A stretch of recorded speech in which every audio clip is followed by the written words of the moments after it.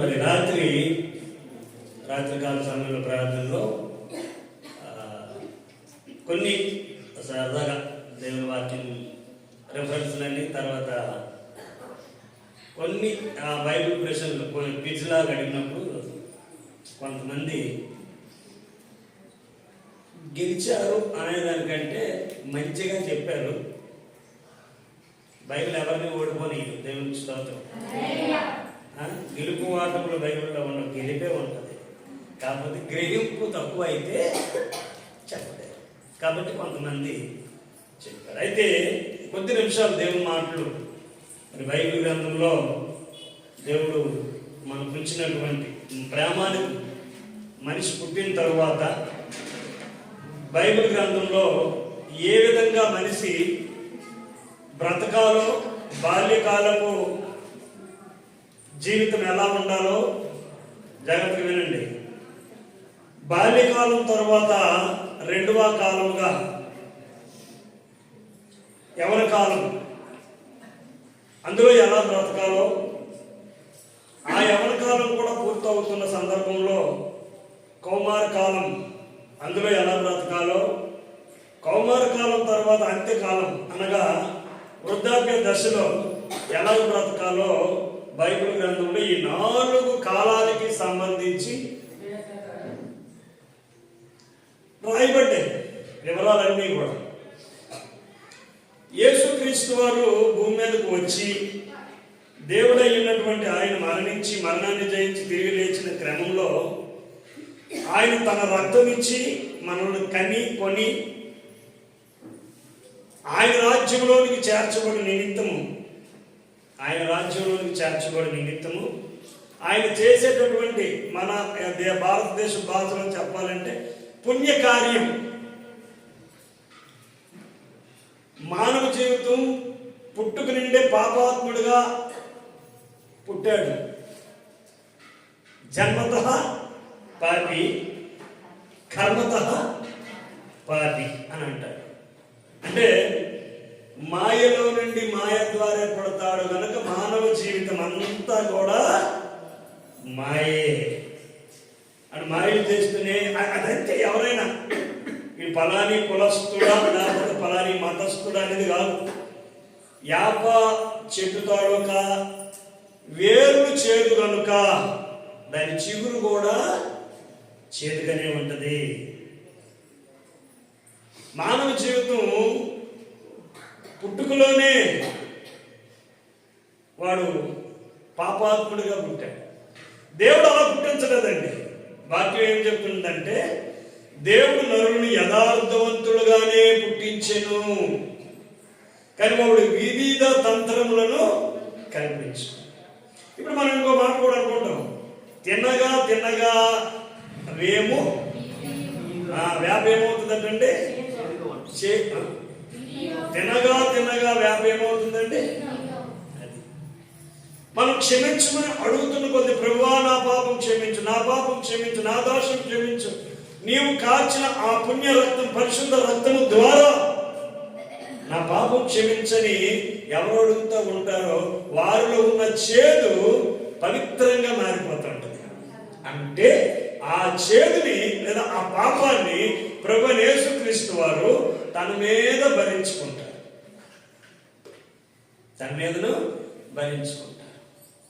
తనలో ఉన్నటువంటి ఆ పవిత్రత. ఎందుకంటే ఆ పురుషులలో పుణ్య పురుషులు వేరయ్యా అని అంటారు కదా. పుణ్య పురుషులలో కూడా యేసుక్రీస్తు వారు వేరు. ప్రపంచంలో చాలా మంది పుణ్య పురుషులు ఉన్నారు, కానీ వారందరినీ కూడా పుణ్యాత్ములుగా చేసింది యేసయ్య. దేవునికి స్తోత్రం. ఎలాగంటే అవతల మోక్షానికి, యువతల నరకానికి మధ్యలో ఉన్న లోకాల్లో ఉన్న మనుషులను నరకము అగ్ని ఆవులు పురుగు చావు అటువైపు నెలనీయకుండా తన కొడు ప్రక్క ఉండేటటువంటి ఆ మోక్ష రాజ్యాన్ని తీసుకెళ్ళడానికి దేవుడైనటువంటి ఆయన మనుష్యుడుగా, ఎలాగండి మనుష్యుడుగా భూమి మీదకి జన్మించడం అనేది జరిగింది. అందుకే ఆయన్ను బైబిల్ గ్రంథంలో మనుష్య కుమారుడు అని పిలువబడింది మొదట. రెండోది దేవుడి కుమారుడుగా కూడా పిలువబడింది. దేవునికి స్తోత్రం. కాబట్టి అలాంటి దేవుణ్ణి కుమారుడిగా మనం ఆయన్ని ఆరాధిస్తున్నాం. ఇది మతము కాదు, మార్గం. ఏమండి? 3 వాక్యాలు మనం చదువుకున్నాం. మొదట ఎవరు చదివారండి ఇక్కడ ఈరోజు? ఏం చదివారు మొదట? చెప్పండి. తీసి చెప్పక్కర్లా, చదివి గుర్తుంటుంది కదా. లోకాసు వార్త కదా. 1వ అధ్యాయంలో ఒకరు చదివారు, 2వ అధ్యాయంలో ఒకరు చదివారు. తర్వాత 3వదిగా కీర్తనలో మధ్యాహ్న గారు కూడా చదివారు.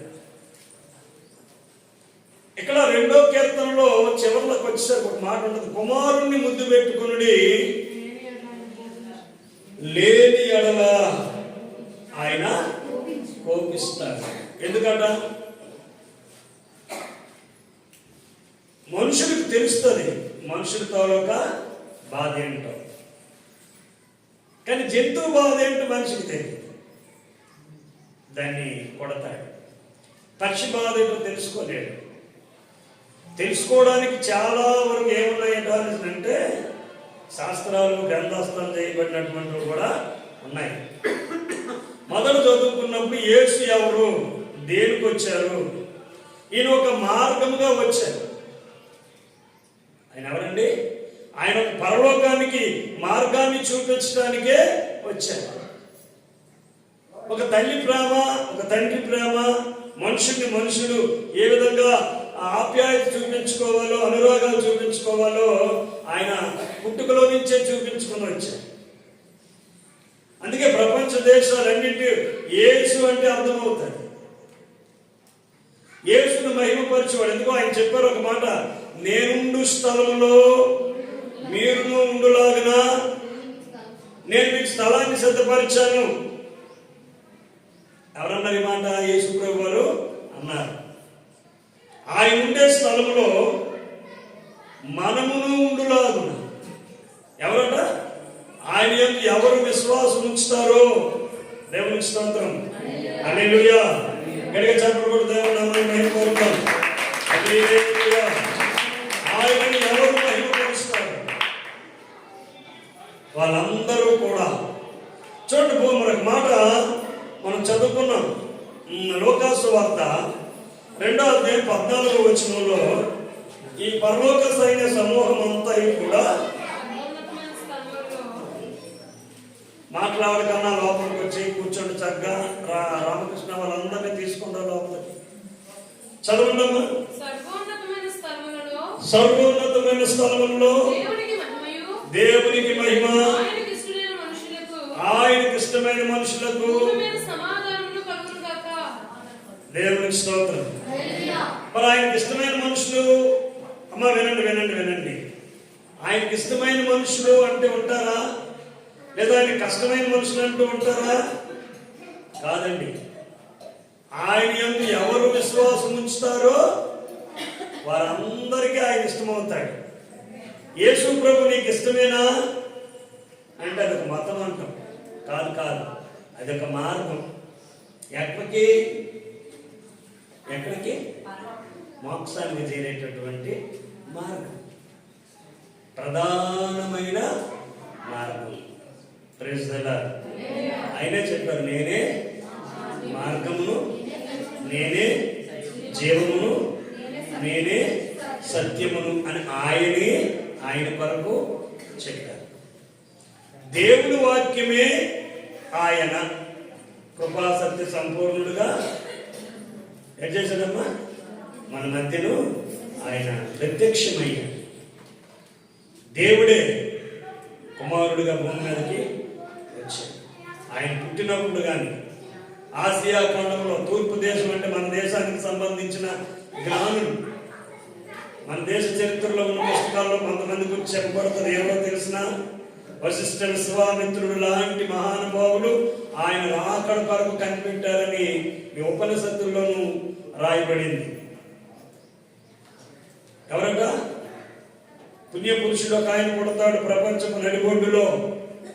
ఆయన భుజముల మీద రాజ్యభారం ఉంటుంది. యెషయా గ్రంథంలో చెప్పాడు, ఆశ్చర్యకరుడు, ఆలోచనకర్త, నిత్యుడగు తండ్రి అని ఆయనకు పేరు పెట్టబడును. దాని ముందు మాకు ఏమైపడుతుంది? మనకు శిశువు పుట్టిను, కుమారుడు అనుగ్రహించబడుతుంది. ఆ కుమారుడు ఎలాంటి వాడంట? ఆశ్చర్యకరుడు, ఆలోచనకర్త, నిత్యుడగు తండ్రి, సమాధానానికి అధిపతి అని ఆయనకు పేరు పెట్టబడును. ఆ పేరే పేరు యేసు క్రీస్తు. దేవునికి స్తోత్రం, హల్లెలూయా. మన పేరు ఎప్పుడు పెట్టబడుతుంది? పుట్టిన తర్వాత. పెళ్ళైనప్పుడు నీకు ఒక పాప బాబు పుడతారండి అలా చెప్తారైతే చెప్పగలరా? పెళ్ళప్పుడే నీకు కుమారుడు కలుగుతాడు, వాడి పేరు తినమరిగి, రెండోది కూతురు పుడుతుంది, ఆమె పేరు తిరిగిపోతూ అని చెప్తారేంటి? చెప్తారు. లేదా సౌందర్యవంతుడు పుడతాడు, సౌందర్యవంతురాలు పుడుతుంది అని చెప్తారేంటి? చెప్పరు. కానీ యేసు ప్రభు పుట్టినప్పుడు ఆయనకి ఇమ్మానుయేలు, ప్రైజ్ ది లార్డ్, హల్లెలూయా, ఆయనకి ఏ పేరు పెడతారంటే ఇమ్మానుయేలు అని పేరు పెడతారంట. అంటే దాని అర్థం ఏంటి? దేవుడు మనకు, ఆ పేరులోనే దేవుడు అని ఉంది. యేసుక్రీస్తే ఆ దేవుడు. ప్రపంచమంతా ఎదుగుతున్నటువంటి ఏకైక దేవుడు ఎవరు అంటే యేసుక్రీస్తు. మనం ఎదగకపోతే మనకు అక్కర్ లేకపోతే అయిపోతే. ప్రపంచమంతా ఎదుగుతుంది, దేవుడు కాదు. యూదులు ఎదుగుతున్నారు, మెస్సియా కావాలి అని. మెస్సియా వచ్చాడని ప్రవర్తించబడుతుంది. ఎందుకంటే ఈ భూమి తయారు చేయబడింది, పుట్టింపబడింది, తయారు చేయబడింది. ఇది ఒకరోజు విడిచిపెట్టబడుతుంది. ప్రతి మనుషుడు జననం ద్వారా ఏమండి భూమి మీదకి వచ్చాడు. మరణం ద్వారా, జననానికి ముందు ఎక్కడున్నాడో,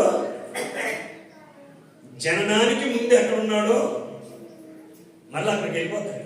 ప్రసంగి అనే గ్రంథకర్త ఏం చెప్తాడంటే, మన్నైనది వెనుకుట వల్లే మట్టికి చేరును, ఆత్మ దాన్ని దయచేసిన దేవుని యొద్దకు చేరును. దేవునికి స్తోత్రం. అంటే ఇప్పుడు మన శరీరం లోపల మనకు ఉంటున్నటువంటి ఆత్మను పెట్టింది ఎవరంటే దేవుడు. నరుని ఆత్మ యెహోవా పెట్టిన దీపము. ఆయన దీపాన్ని ఉంచినంత వరకు అది ఉంటుంది. దాని యొక్క సంవత్సరాలు వారంటీ. ఒక వస్తువు కొన్నామంటే వారంటీ చూస్తాం కదా, ఎంత గ్యారంటీ? ఒక వస్తువు కొన్నాం, ఒక ఫోన్ కొన్నాం, లేకపోతే ఒక వస్తువు కొన్నాం, దీనికి ఒక సంవత్సరం వారంటీ ఉంటుందండి అంటాం కదా. మానవ జీవితానికి వారంటీ 70 సంవత్సరములు. అధిక బలమున్న ఎడల 80 సంవత్సరములకు అయినను ఆయాసము ఏటమ్మా? ఆయాసము దుఃఖమే. కానీ బైబిల్లో ఒక ఆయన ఉన్నాడు, మోషే. 120 సంవత్సరాలు బ్రతికాడటండి. గుప్తా గారు కంటి చూపు తగ్గలేదట, ఒంటి శక్తి తగ్గలేదట. ఆయన ఏం చెప్తారంటే, ఆ వరకు 120 సంవత్సరాలు బ్రతికాను, కానీ నరుని ఆయుష్కాలం 70 సంవత్సరాలు, అధిక బలం ఉన్న ఎడల 80 సంవత్సరాలు అను. ఈ ఆయుష్కాలం పెంచేది ఎవరు మరి? ఏం తినంతే పెంచేస్తాడు, పెరిగేస్తుంది, ఏం కాదు. ఆయుష్కాలాన్ని పెంచేది మన భాషలో భగవంతుడే. దేవుడే ఒక మనుషుడికి ఏం పెంచాలంటే ఆయుష్కాలం పెంచాలి. దేవుడే ఒక మనుషుడికి ఆయుష్ పోకుండా ఆరోగ్యం ఇవ్వాలి. మనం పిల్లలుగా పుట్టి, పిల్లలుగా ఎదిగి, యవనస్తులుగా ఎదిగి 70 సంవత్సరాలు ముసలివాడికి 100 సంవత్సరాలు తల్లి ఉందనుకోండి, ఆ 70 సంవత్సరాలు ముసలివాడిని ఈ ముసలింతా తీసుకొస్తే మా బాబు చిన్నవాడు నిండా అంటుంది. ఏమా 100 సంవత్సరాలు ముసలమ్మ, 70 సంవత్సరాలు కొడుకున్నాడు. ఆ కొడుకు 70 సంవత్సరాలు, ముసలమ్మకి 100 అనుకుందాం. మీ కొడుకు ఎదురు ఆయన మన పుట్టాడు చిన్నవాడు, దాని 70 సంవత్సరాలు. అంటే తల్లికి లేదా తండ్రికి ఇప్పుడు మన పిల్లలు చిత్రాలు పనులు చేస్తూ ఉంటారు, అన్నిటికీ కొట్టిలేము. కొన్ని ఏం చేస్తామంటే పిల్లలు అందరూ అక్కడ కూర్చున్నారు, నువ్వు అక్కడే కూర్చొని నేను ఎక్కడే కూర్చుంటున్నాను. నేను అలాగే కాలు మీద గాలి వేసుకొని అక్కడ కూర్చున్నాను, అది అలాగే కాలు మీద గాలి, అదంతా పాటలు పాడుతున్నాను. కూర్చోమంతా మందం అంటాను, మరి ఏం చేస్తాం. అందులో ఇది గోడ మీద నచ్చితే కూర్చోని చెప్పి దేవునికి స్తోత్రం. హల్లెలూయా. ఏమన్నా సోడ పెట్టడం గూరిచ్చే వరకు సోడతాడ. దేవునికి స్తోత్రం. కనుక చెప్పడం కూడా దేవుడు నామమున. హల్లెలూయా. అందుకే బైబిల్ ఏం చెప్తుంది, మనకు అనగా ప్రపంచానికి శిశువు. అందుకే యేసుక్రీస్తు వారి యొక్క జనన విధమేమనగా అని రాయబడింది కదా. ఆయన యొక్క జననానికి ఒక విధానం ఉంది. దేవదూతలే దిగువచ్చి ఎవరెవరితో మాట చదువుకున్నాం, దయాప్రాప్తురాలా, దయ పొందిన ప్రతి ఒక్కరు దేవుని వలన నీవు కృప పొందితివి.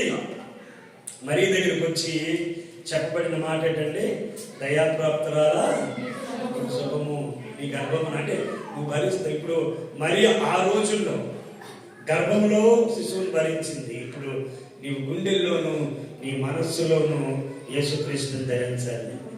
దేవునికి స్తోత్రం. హల్లెలూయా. ఇంకొక మాట చెప్పాల్సి వస్తే, ఆశ సాక్ష్యం చెప్తానన్నది మనందరం ప్రార్థన చేసాం.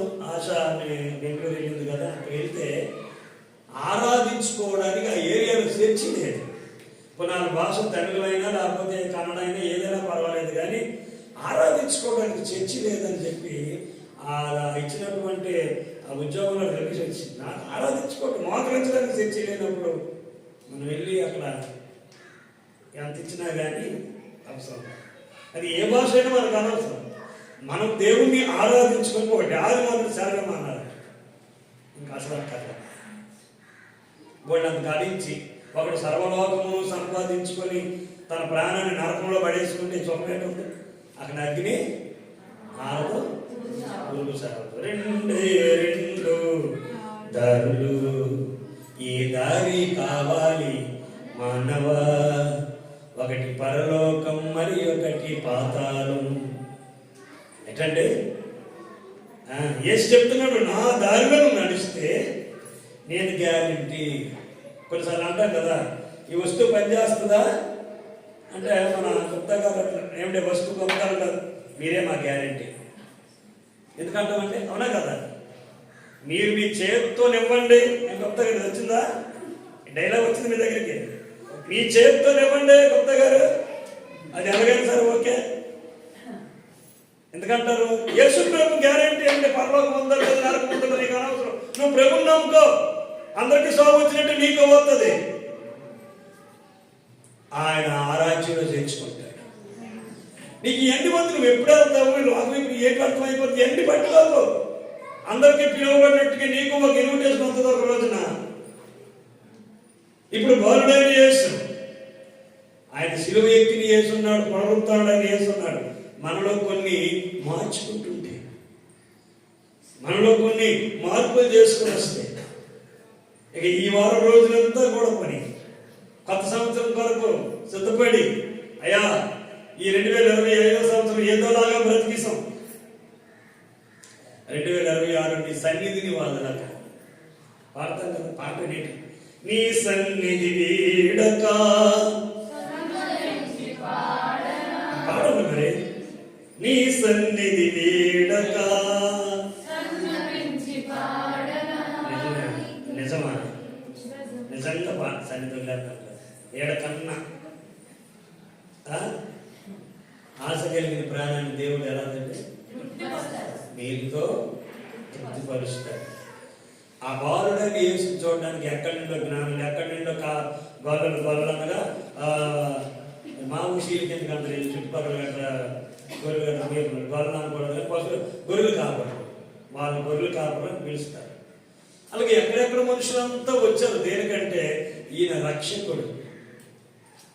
యోధా బెత్లెహేమ ప్రవచనాత్మకంగా రాయబడింది. యోధా బెత్లెహేమ, యోధా దేశంలో నీవేమాత్రం పిల్లలు అదే పాడారు కదా ఇంతవరకు. అల్పమైన దానివి ఆయన.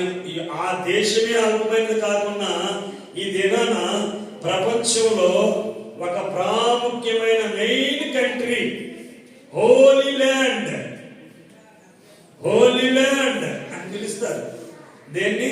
యేసుక్రీస్తు వారు పుట్టిన ఆ ప్రాంతాన్ని పరిశుద్ధ భూమి, పుణ్యభూమి అని పిలుస్తారు. దేవునికి స్తోత్రం. ప్రపంచమంతా అంగీకరిస్తుంది. కాబట్టి దేవుని బిడ్డలారా, ఆ కుమారుణ్ణి నన్ను అడుగుము జనములు నీకు శ్వాసముల భూమిని దిగాంతముల వరకు సొత్తుగా నీకు ఇస్తానని చెప్పి కుమారుని ముందు పెట్టుకున్నాడు. గడగడా ఉనుకుచ్చు. ఎవరైపడిందండి? గడగడా ఉనుకుచ్చు. ఆయన్ని హత్తుకోండి అని రాయబడింది. కనుక నా ప్రియ దేవుని బిడ్డలారా, క్రిస్మస్ అనగా క్రీస్తుని ఆరాధించటము అని రాత్రి నేర్చుకున్నాం. కాబట్టి మనం ప్రతిరోజు ఆయన ఆరాధిస్తే ప్రతిరోజు క్రిస్మస్ అనగా భోజనాలు పెట్టడం లేదా బట్టలు ఇవ్వడం ఇది తప్పు కాదు. కానీ ఆత్మతో ఇదే మిగతా చర్చలు అయితే మన మనుషులు కనబడి ఏలాడుతూనే ఉంటాయి. మనం షర్ట్లు ఏలాడుతాయి. రాత్రి చెప్పినట్టు ఎదిగి మనం బాగా ఆత్మలో ఎదిగాం కాబట్టి మనం ఒక బెలూన్ కనపడలేదు, మరేం కనపడలా. సమర్పించుకోండి సంఘం. అందుకే వస్తువులు లేనటువంటి మనుషులు ఎంత సమర్పణగా ఉంటారో చర్చి కూడా సమర్పణగా ఉంది. మరి జుట్టుకి కిప్పులు పెడతారు కనుక చర్చి మీద కొంచెం లైటింగ్ అర్థం అక్కడ మాదిరి కదా. చర్చి మీద లైటింగ్ ఇది పిల్లలకి ఏమో కోని టైప్ పెట్టినట్టు దీని కోట పెట్టి సమర్పణ. దేవునికి స్తోత్రం. చేసేది ప్రతిదీ కూడా ఆత్మతో సత్యముతో నిన్ను నీవు అలంకరించుకో దేవుని వాక్యం ద్వారా. అప్పుడు ఆయన నిన్ను ఆశీర్వదిస్తాడు. వచ్చినటువంటి వారు, ఆయన చూసినటువంటి వారు కూడా ఆశీర్వదించబడ్డారు. కళ్ళు మూసుకుంటారు.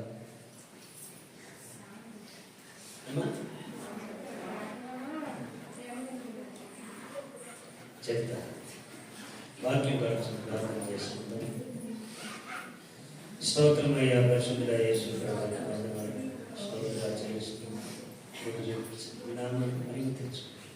మీరు మాటలు ఎందుకంటే మా నిమిత్తమే వచ్చే మా నిమిత్తమే బ్రతికే మా నిమిత్తమే మరణించి లేచి మీ అందరూ విశ్వాసం ఉంచితే నేను నీ రాజ్యంలో చేర్చబడతాను. అదే క్రిస్మస్. అదే నేను ఆరాధించి చూపుని సాధించి యేసునామములో దేవునికి స్తోత్రం. అందరూ లేచిన కూడా పాట పాడుకుని దేవుని కానుకలు అర్పించుకున్న తర్వాత మీకును కానుకలు ఇవ్వబడును. అర్థమైందా? మీకు గిఫ్ట్